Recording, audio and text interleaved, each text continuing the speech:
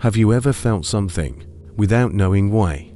A sudden heaviness in your chest, a strange wave of fear, a deep longing you can't explain. And then, hours later, you discover that someone far away was going through the same emotion at that exact moment. Maybe it happened when you thought of someone just before they called. Maybe it happened when you walked into a room and instantly felt tension without anyone saying a word. Or maybe it happened when you heard a story from a stranger and somehow felt like it was your own. Most people brush these moments aside. Coincidence, they say. Pattern recognition. Random emotional overlap. But what if it isn't random? What if beneath the surface of our individual minds, there is something deeper, something shared, something ancient, something silently connecting us all? Because for centuries, human beings have believed that thoughts and feelings are private, that the mind is personal, that consciousness is locked inside the skull. We believe that what we think belongs to us, that what we feel begins within us, that the boundaries of our awareness end where our skin begins. But what if that assumption is wrong? What if your thoughts are not entirely your own? What if emotions move between people in ways we do not consciously perceive? What if symbols, fears, desires, and instincts arise from a deeper field of shared consciousness? And what if every mind is connected to that field? This is where the idea of the collective unconscious begins. Carl Jung believed that beneath the personal unconscious, the memories, emotions, and hidden drives unique to each individual, there lies another layer, a universal layer, a psychological inheritance shared by all humanity. Not learned, not chosen, not created by personal experience, but inherited. Like an invisible blueprint, Jung called this layer the collective unconscious. And according to this idea, the deepest parts of your psyche are not entirely personal. The fears you carry, the symbols in your dreams, the stories that move you, the instincts that guide you, they may come from a place older than your individual life, a place shared by every human mind. At first, this sounds abstract, but look closer. Why do cultures separated by oceans create nearly identical myths? Why do civilizations with no contact imagine similar gods, similar monsters, similar heroes? Why do dragons appear in ancient legends across Asia, Europe, and the Americas? Why do people everywhere instinctively understand the meaning of the mother, the warrior, the shadow, the wise elder? These patterns appear again and again across geography and history, different languages, different customs, different societies. And yet the same deep symbolic structures emerge. Jung believed these recurring forms were evidence of archetypes. Archetypes are universal patterns of perception. They are the hidden templates through which human beings interpret reality, the nurturing mother, the heroic savior, the dangerous unknown, the rebirth after darkness. These patterns are older than culture, older than religion, older than civilization. They are embedded in the psyche itself. And if Jung was right, then the mind is not a sealed container. It is part of a shared architecture. Imagine the human mind as an island. On the surface, each island seems separate. Each has its own shape, its own landscape, its own identity. But beneath the waterline, the islands are connected by the same massive landmass. The conscious mind is the visible island. The collective unconscious is the hidden continent beneath it. You experience yourself as separate, but beneath awareness, you are connected.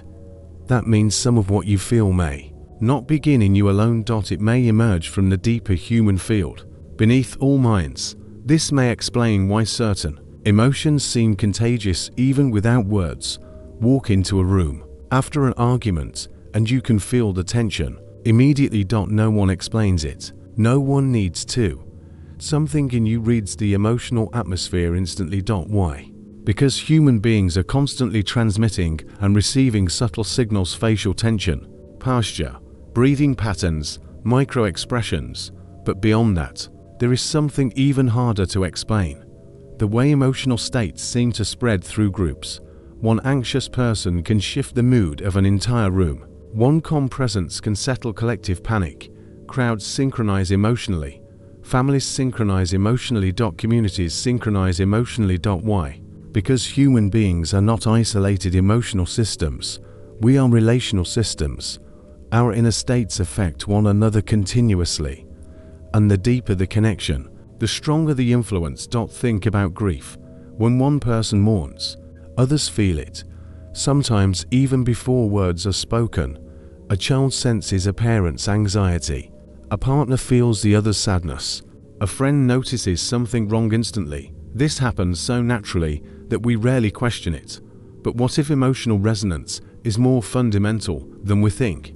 What if consciousness itself is relational? Modern neuroscience has begun to reveal mechanisms that make this plausible. Mirror neurons, for example, activate in your brain when you watch another person perform an action or feel an emotion. When someone smiles, your brain reflects it. When someone suffers, your nervous system mirrors it. This is part of what allows empathy. But empathy may be more than emotional imitation. It may be evidence that human awareness is designed for resonance. That we are built not just to think independently, but to feel collectively.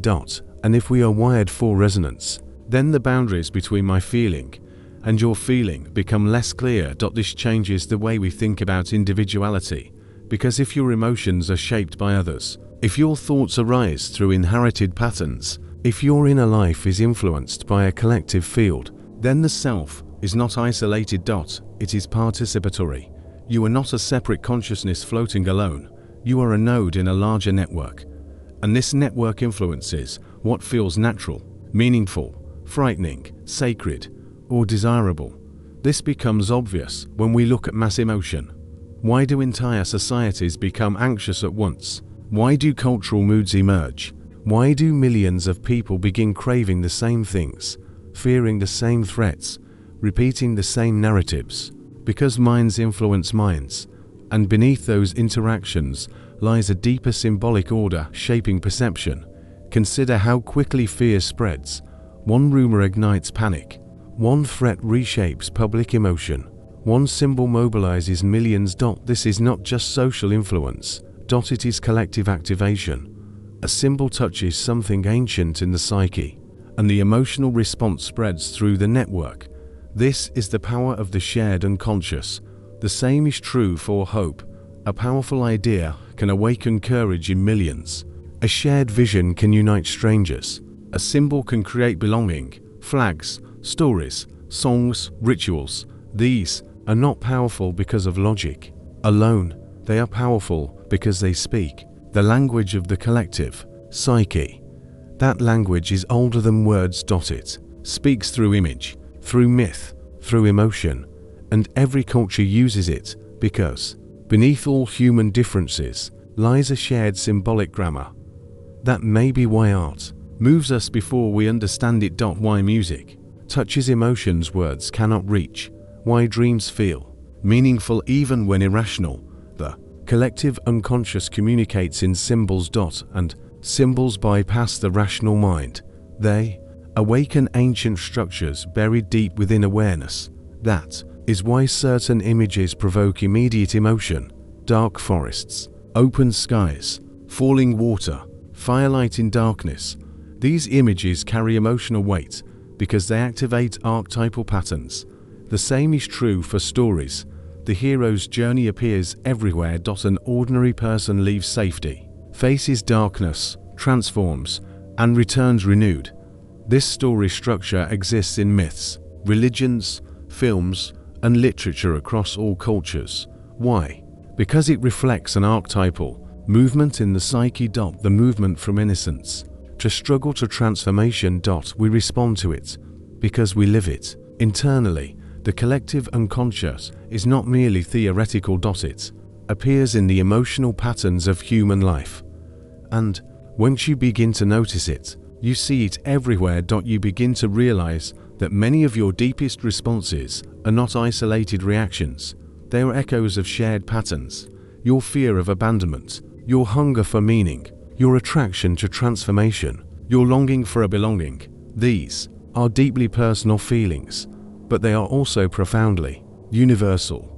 And that dual nature is the mystery because the most intimate parts of your psyche are also the most collective, the things that feel most uniquely you may be rooted in patterns shared by everyone. This realization is unsettling because it means your emotional life is not entirely self-created. It is shaped by ancient psychological inheritance. It is shaped by culture.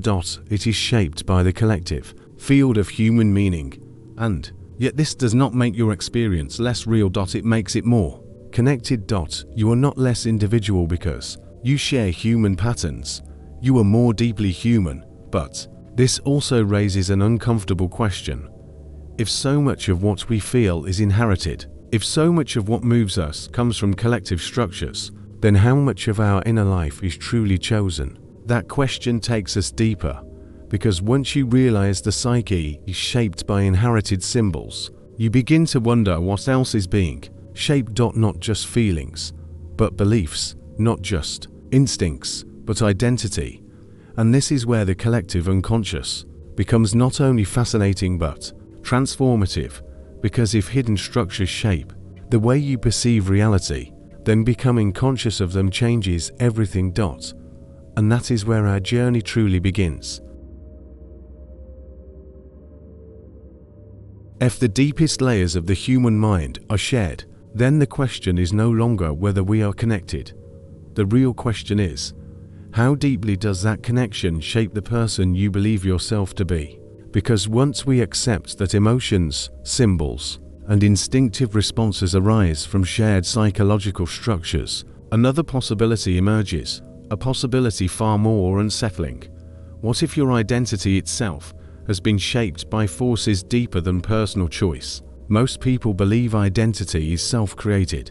They believe personality is built through decisions, preferences, and experience. They believe the self is something personal, something authored from within. But identity is not built in isolation. It emerges in relationship, but it emerges through interaction, through language, through inherited meaning, through the expectations of the world around you. Before you ever formed your first conscious memory, you were already being shaped. You inherited a language. You inherited emotional patterns. You inherited social symbols. You inherited definitions of love, fear, success, shame, belonging. These patterns entered your awareness long before you could evaluate them, and once inside, they became part of the structure through which you interpret reality. This means that many of the beliefs you call mine were formed before you had the power to choose them. Your understanding of strength, your image of beauty, your sense of worth, your definition of failure, all of these are filtered through inherited psychological frameworks. Some come from family, some come from culture, some come from archetypal structures buried in the collective psyche. And because these forces operate beneath awareness, they feel natural. That is what makes them powerful. The deepest conditioning rarely feels like conditioning. It feels like truth. When a society repeats an idea long enough, it stops appearing as an idea. It begins to feel like reality. This is how collective belief becomes internal identity. A culture teaches what success looks like. The individual begins to desire it. A culture teaches what beauty looks like. The individual begins to compare. A culture teaches what matters. The individual begins to pursue it. And most never question whether those desires were freely chosen, because the collective mind does not only influence what you think. It influences what feels meaningful to think. That means the collective unconscious is not just shaping emotions, it is shaping the architecture of identity itself. Think about the stories every culture repeats: the worthy hero, the ideal partner, the successful life, the moral person, the failure. These are not just narratives, they are templates, and people unconsciously measure themselves against them. If they match the pattern, they feel valuable. If they fail the pattern, they feel shame. This is how collective symbols regulate private emotion. Without direct force, without conscious awareness, a person feels inadequate, not because inadequacy is objectively true, but because unconscious archetypal expectations define what worthy should look like. And those expectations often come from the collective field. This explains why so many People pursue lives they do not truly want. They chase roles that were culturally programmed. They pursue identities they inherited. They desire futures they were taught to admire. And they call this freedom. But freedom without awareness is often just unconscious obedience. The collective unconscious shapes what seems desirable. That means even rebellion can be shaped by the system it opposes. A person believes they are choosing uniqueness, but often they are choosing from socially approved versions of uniqueness. The same is true for fear. Many fears feel personal. Fear of rejection, fear of failure, fear of exclusion. But these fears are not only individual experiences, they are rooted in ancient collective survival structures. To be excluded once meant death. To lose social belonging once meant danger.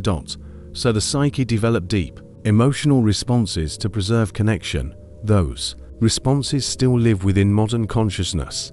That is why social rejection feels so overwhelming. That is why shame feels so painful.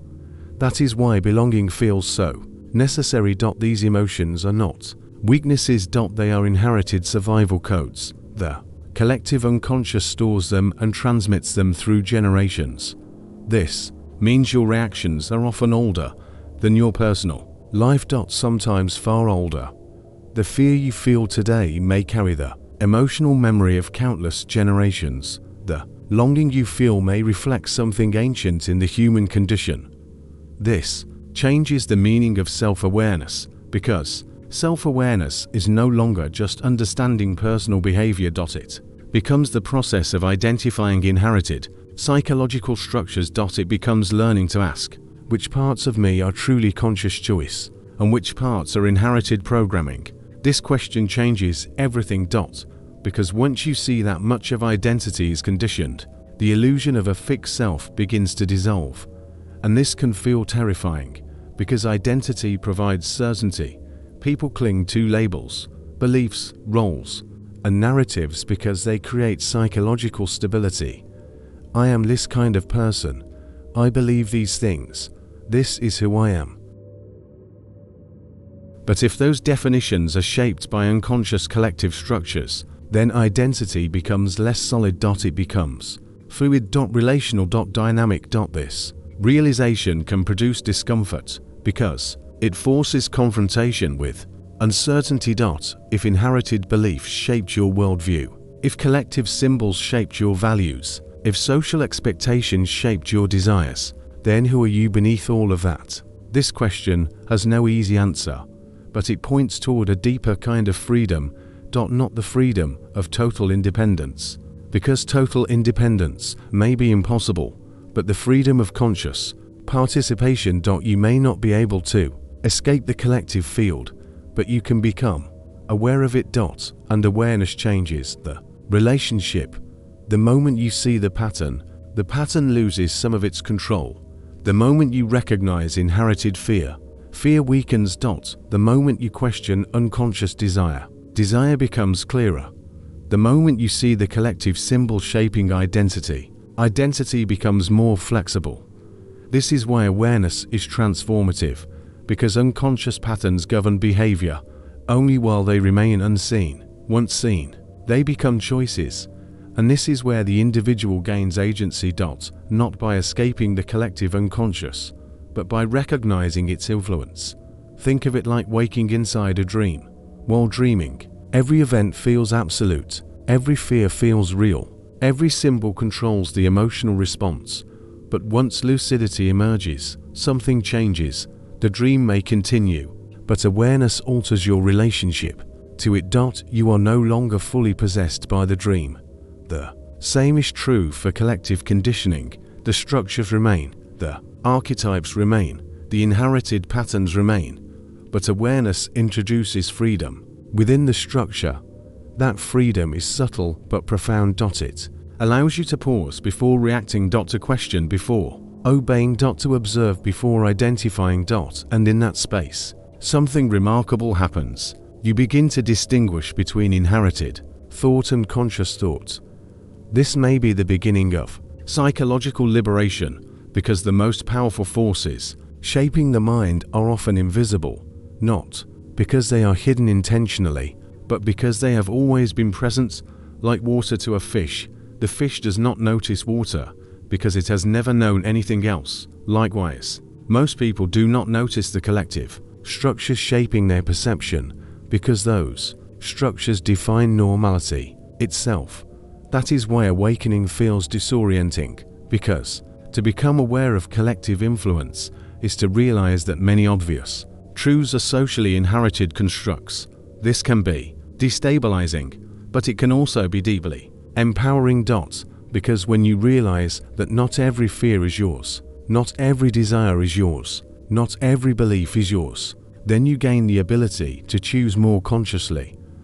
And that may be the true purpose of understanding the collective unconscious, not to prove that individuality is false, but to deepen individuality through awareness. Paradoxically, the more conscious you become of collective influence, the more authentic your choices become, because authenticity is not the absence of influence. It is awareness within influence.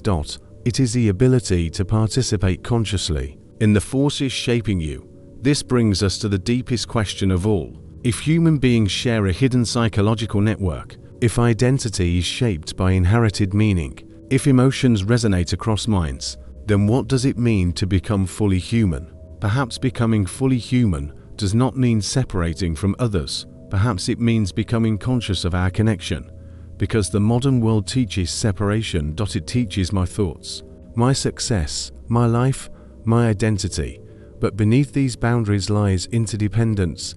Your inner life is shaped by relationships. Your beliefs are shaped by language. Your emotions are shaped by resonance. Your identity is shaped by shared symbolic structures. You are profoundly individual, but never fully separate. And there is something beautiful in that, because if minds are connected, then empathy is not just morality. It is deception. Compassion is not merely kindness. It is realism. To understand yourself deeply is to discover that the self extends beyond isolation. This realization transforms the meaning of human experience. It means your suffering is not only personal, your longing is not only personal. Your fear is not only personal, they are part of the shared human inheritance. And so is your hope. So is your love. So is your longing for meaning. These are the universal currents moving through every mind. To feel them is to participate in humanity itself. And perhaps that is what the collective unconscious reveals, that beneath the illusion of separateness, there is shared depth, that beneath individual identity, there is common structure, that beneath personal thought, there is a greater field of meaning. This does not erase individuality. It enriches it, because your uniqueness does not emerge in isolation. It emerges in relationship to the whole. You are a singular expression of shared humanity. And once you understand that, identity becomes less rigid. You no longer need to defend the illusion of total separateness. You begin to see that connection is not a threat to individuality. It is the foundation of it. And this leads to a final reflection. The thoughts in your mind may feel private. The emotions in your chest may feel personal. The stories shaping your identity feel uniquely yours. But beneath all of them, ancient patterns are moving, inherited symbols, shared fears, collective dreams. You are not thinking alone. You are participating in a vast psychological inheritance stretching across generations. And the more aware you become of that inheritance, the more consciously ape your place within it. So the next time an emotion rises within you, pause before calling it mine. Ask where it comes from. The next time a fear grips you, pause before obeying it. Ask what ancient story it belongs to. The next time a desire pulls you, pause. Before identifying with it. Ask who taught it to matter, because awareness turns inherited patterns into conscious choices, and in that awareness, freedom begins. Not the freedom of being untouched by influence, but the freedom of seeing influence clearly. The collective unconscious may shape the foundation of your experience, but awareness determines what you build upon it. That is where your power lives, not in denying connection, but in becoming conscious within it. And perhaps that is the hidden language of the collective unconscious, not merely that we all feel the same things, but that we are invited to awaken through them. So the next time you feel something you cannot explain, something ancient, something strangely familiar, remember, it may not be just your feeling. It may be the voice of the shared human story moving through you. And the moment you recognize that voice, you begin to wake up.